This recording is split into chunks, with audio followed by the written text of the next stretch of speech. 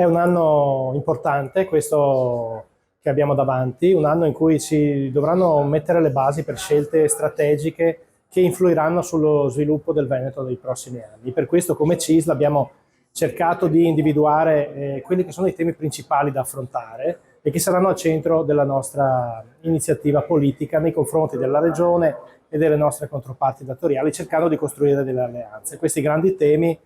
sono il rapporto dei giovani con il lavoro, che dobbiamo facilitare, rafforzare, promuovere,